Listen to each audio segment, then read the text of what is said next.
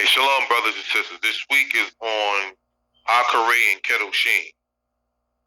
In this Torah portion, it talks about the scapegoat, the goat that was chosen for the Most High died. The one that wasn't was sent off into the wilderness. But just think about that. How is you chosen, but yet you die?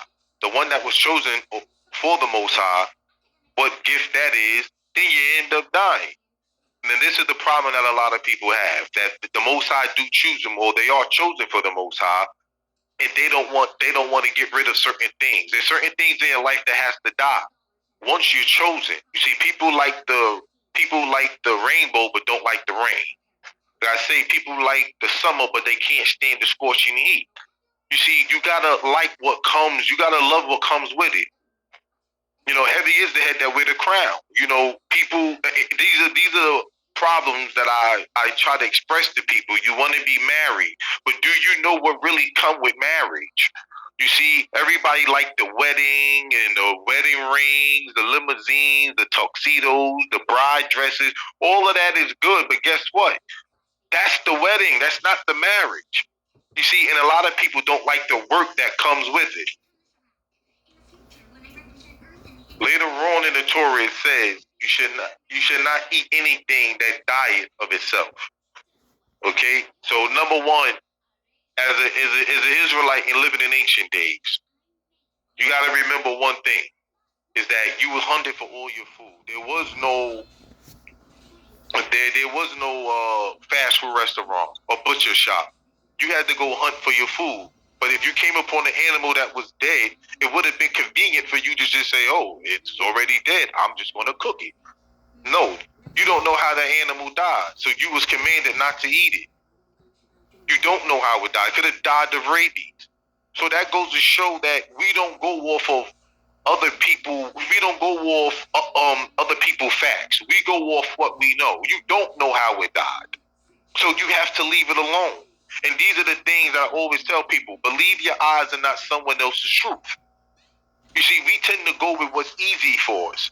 And that's the problem that a lot of people have in life. No one wants to sacrifice. No one wants to be diligent and go through the work. Everybody wants something that's easy for them, that's convenient for them. But that doesn't always mean that is what's best for you. And these are the issues that we have in life. But this Torah shows you that if you come upon an animal that's dead, you can't eat it. You got to let it be. You don't know how it died. Even if another animal killed it and tore it to shreds, the Torah still states you can't eat it. You got to go with what you killed yourself and put in, the work you put in. And these are the issues. I'm meaning, these are the issues that we have. Like the phrase go, let my people think. Yeah, but if I teach you what to think, I don't care what you think. I already program you. People see what they believe and not necessarily what they read. And it's hard to shake people. That's why I say it's easy to fool someone, but harder to convince someone they have been fooled. But this week Torah shows you go off what you know. It was this guy who, I'm being honest, I disliked the guy.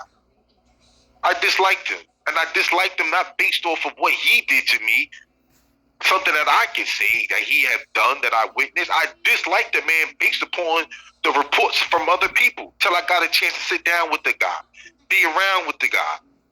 And I'm like, yo, this is not a bad dude.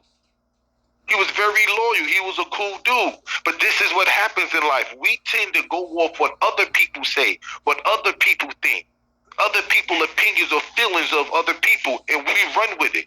But the Torah states, nah. Anything that dies of itself, because you don't know how it died, you don't eat it. Even if a beast, as they say, killed it, you still don't eat it. You got to go off with your facts, your truth. You got to go out there and diligently research and put in the work yourself. And most people don't do that.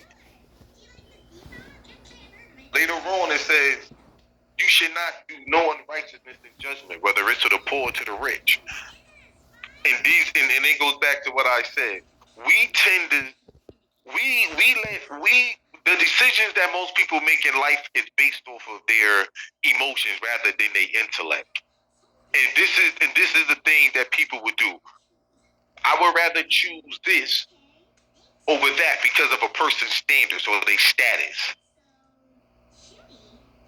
But as people of truth, and I constantly try stressing this to this group that I'm talking to, is that why you think the Most High would say you should not favor a man that's poor, nor favor a man that's rich, but you should give righteous judgment?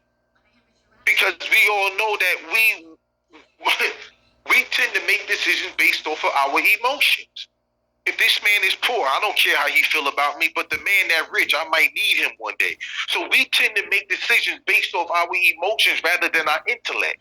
People would rather talk to you based off your emotions rather than your intellect, because most of the things that you do in life, I'm quite sure you was faced with red flags, but your emotions, your temptations, your desires make you go to it. And this is the thing, if you got to walk on eggshells in order to please somebody, you got to walk on their emotional eggshells, then you better off not deal with them, because once you say you an Israelite, you got to be real with a person. You got to tell a person the truth. I always tell people, determine what is right instead of who is right. That's what we do. If this person is older, I'm going to say the younger person is not right, just so I can be in good standards with this person. Or if this person is a fighter, I know they may knock somebody out, they're a little fearful of them, I'll say they right. Determine what is right instead of who is right. And if a person don't want to deal with you because you're telling them the truth, then what kind of friendship you have with them? You have a friendship based off lies. You got a friendship based off manipulation and fear. And what this fear stands for? False evidence appearing real. We tend to give in to our fears more than we give into truth. We remove red flags because of our desires. Later on in Kedoshim it says, you should not hate thy brother in thy heart, but rebuke thy neighbor. And I'm going to end with that, because rebuke thy neighbor. Sometimes we tend not to want to tell the truth because we're more concerned about people's feelings. If you're more concerned about a person's feelings instead of the truth, then my question to you is, how much of a real friend you are? You got to rebuke a person. If there's something in someone that's wrong and you don't say it, how much of a good friend are you? I tell anybody that's a friend of mine, if you see me doing anything wrong, I don't care what it is, you can point it out and you can tell me. But as I said, we tend to make decisions based off our emotions instead of our intellect. We make decisions based off our friendship. And I say this constantly, friendship based off falsehood ain't going nowhere, because eventually it's going to be you. It says rebuke thy neighbor. If you can't tell someone the truth, then you don't need to be with them, because I'm not going to live a lie. I can't live a lie. I got to tell you the truth. And I understand that truth hurt. Truth is like medicine. You don't want to take it, but it will heal you. And some medicines are nasty. I tell you, I would rather the ugly truth than the pretty lie. And if some people don't want to tell the truth because they know if I rebuke you and tell you the truth about yourself, chances are you won't like me. And I constantly tell people, friendship based off lies. If you got a friendship where you can't rebuke someone or tell someone something, you better off not be with them, because we know how people are. They'll rather change their friends instead of changing their ways. And when you know that, that's when it's time for you to remove yourself. Shalom.